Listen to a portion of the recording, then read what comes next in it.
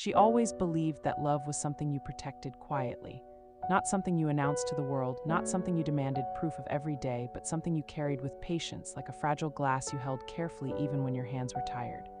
She learned early that people left, situations changed, and promises could fade, but if you stayed honest and kind, life would eventually reward you. That belief shaped the way she loved, deeply, fully, without calculation. When he entered her life, it didn't feel dramatic. There were no fireworks, no sudden rush. He came slowly, like a familiar song you didn't realize you had missed until you heard it again. His voice was calm, his presence gentle. He spoke with the quiet confidence of someone who had known hardship, and he wore his past pain like a badge of honesty. He told her about being misunderstood, about struggling alone, about never having someone truly stand beside him. She listened, not because she felt obligated, but because she cared. He noticed things others overlooked, the way she paused before answering personal questions, the way she smiled when she talked about simple joys, the discipline behind her independence. He told her she was rare, not in a loud, flattering way, but in a thoughtful tone that felt sincere. Slowly, without pressure, he made himself a safe place in her life, and she let him stay.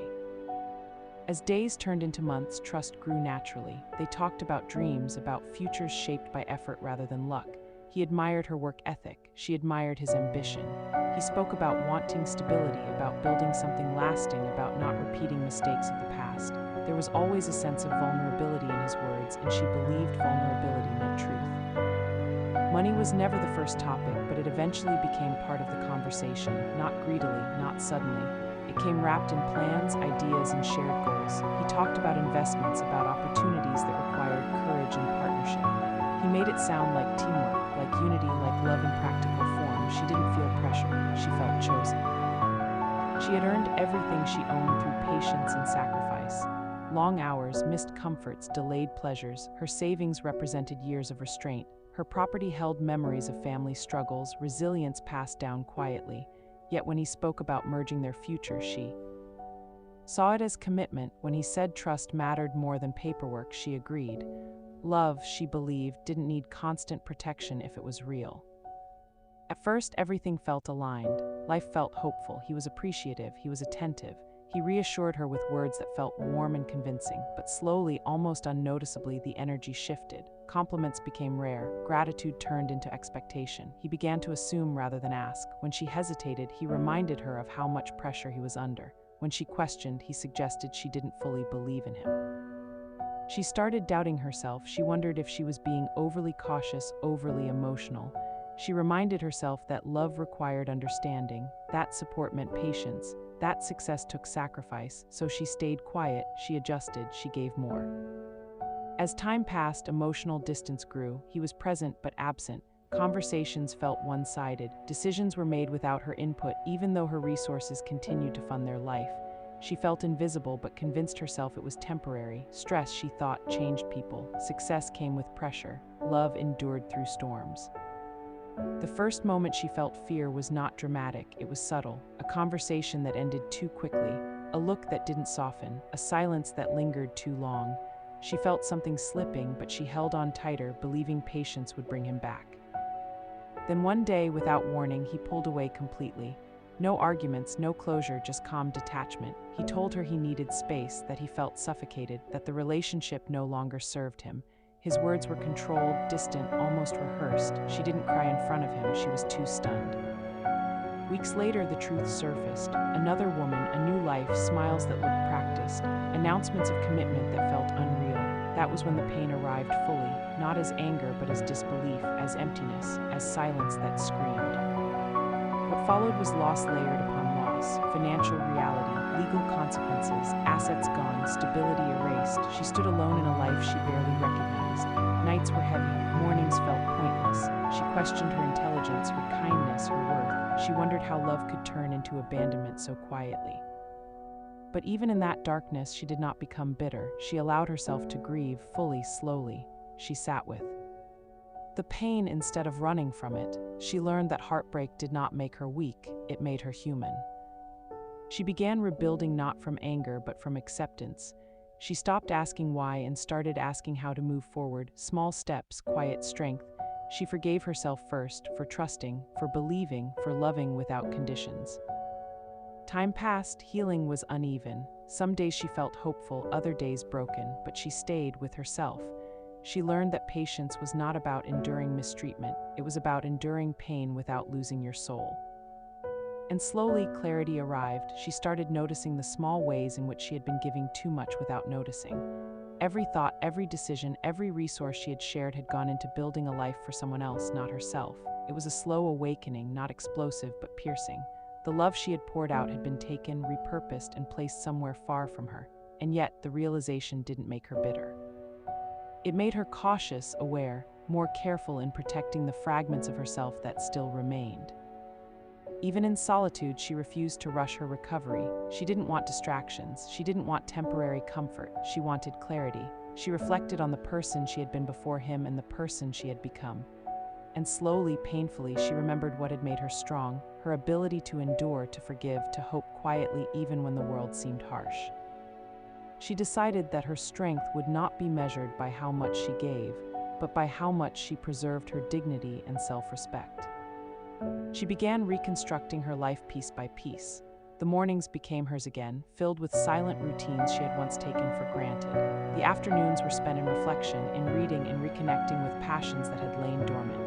The nights were her own, no longer filled with waiting for someone who would never return. Each day, she took small steps forward, building mental resilience before any physical recovery. She revisited the memories that haunted her, not to relive them, but to understand them. Each interaction, each word, each trust she had given freely was examined through the lens of experience, and in doing so, she found wisdom. She understood that vulnerability is a gift, but discernment is necessary. She understood that love must enhance life, not diminish it. Most importantly, she understood that patience without boundaries was not virtue, it was a path to exploitation. Her healing was quiet. There were days of tears, of remembering every detail that had hurt her. There were nights when silence pressed heavily against her chest, and there were mornings when she felt the first faint stirrings of hope again. She learned to breathe through the anxiety, to tolerate discomfort without letting it consume her. She started walking, alone at first, then meeting people who shared her values, who reminded her that kindness could exist without weakness, that trust could be tempered with wisdom. Financial recovery came later, slowly but steadily. She educated herself, took small, strategic steps to regain control, not in revenge, but in self-sufficiency. Money returned not as a measure of worth, but as a tool for independence. Her decisions became deliberate, her boundaries became firm, and with each step, the shadow of betrayal grew less threatening, replaced by understanding and control. She reflected often on what she had lost: love, security, trust in another human being. But she reflected even more on what she had gained: insight, patience, clarity. She realized that the person she had been before the betrayal had been brave but naive. The person she was becoming was still brave but wiser, stronger, unshakable in her sense of self. Loneliness, which had once felt crushing, became a teacher. It taught her resilience. It taught her to find fulfillment in herself rather than in someone else. It taught her that emotional abundance comes not from the approval of others, but from understanding and loving oneself. And slowly, she started to feel a quiet contentment that had nothing to do with romance or wealth. It had to do with peace. Even when the world seemed to rush past her, chasing material success or superficial connection, she moved deliberately, measuring each action against her new standards of self-worth. She no longer feared losing someone for what she could give. She feared losing herself if she gave too much to someone undeserving. This was her quiet revolution. She didn't seek revenge, she didn't seek confrontation. When he appeared again in her life indirectly, through mutual acquaintances or whispers of his new life, she observed calmly. No anger, no longing, just understanding. He had chosen a path, she had chosen another. She had grown beyond needing validation from the man who had once controlled her heart and resources. She understood that her love, her patience, her trust had never been wasted. It had been a crucible, forging a stronger, wiser version of herself. With time, she discovered that freedom did not come from others, it came from within. The absence of him no longer felt like a loss, but like an opening. She began to embrace the life she could create for herself, one that was not shadowed by betrayal or greed. She learned to trust her own judgment again, to make decisions without second-guessing, and to love without fear, even if it was love for herself first. Each small success became a reminder that she was capable, resilient, and deserving. Memories of him still surfaced occasionally, but they no longer carried pain sharp enough to cripple her. Instead, they served as lessons. She recognized the subtle manipulations, the red flags she had ignored, and the patience that had allowed her to survive. But she no longer saw herself as a victim. She saw herself as someone who had endured, who had learned, and who had emerged wiser and stronger.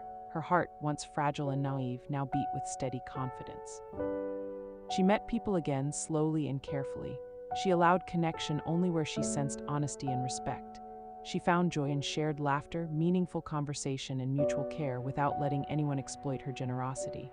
Through these interactions, she realized that love could exist without loss, that trust could exist without betrayal, and that patience could be a form of power when paired with self-respect.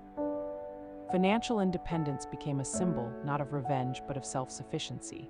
She rebuilt her life with deliberate steps, investing in her dreams, nurturing her passions, and creating stability on her own terms. Every success reminded her that she had always had the strength. She had only needed the clarity to see it. She could be generous, kind, and loving, but she would no longer surrender herself entirely to anyone who did not deserve it. Her solitude had taught her more than any relationship could. It had taught her the value of introspection, the importance of boundaries, and the power of self-love. She understood that patience is not about waiting for someone else to act. It is about giving yourself time to grow, to heal, and to understand what you truly deserve. And she had learned all of this not in the safety of comfort, but in the crucible of betrayal. She reflected often on the life she had lost and the man who had taken advantage of her trust. But those reflections no longer brought despair. They brought insight. She understood that love that costs your dignity is not love at all, and patience, when it nurtures self-respect and clarity, becomes strength. She carried these truths with her like a quiet shield, invisible but unbreakable. As the years passed, she became someone she barely recognized, but in the best way possible. She was stronger, calmer, wiser. Her laughter returned naturally, her dreams flourished, and her sense of purpose deepened. She had loved deeply, been betrayed, and yet she had survived. More than survived, she had thrived. She realized that her heart had room for joy, not just sorrow, and that life, even when cruel, could also be beautiful. In the end, she no longer measured her life by who had entered or left it. She measured it by how fully she lived, how faithfully she loved herself, and how patiently she rebuilt her world. The pain had been real, the betrayal had been bitter, but it had all led her here to a life of clarity, dignity, and peace. She had lost a man who could not value her, but she had gained everything else: wisdom, strength, and a love that would never betray her again. And so she moved forward quietly, deliberately, and confidently. She no longer waited for someone else to define her happiness. She had discovered that the truest love is the one you give yourself, the patience you grant your own heart, and the courage to rise, even when the world has tried to take everything from you. She had endured, and in that endurance she had found freedom.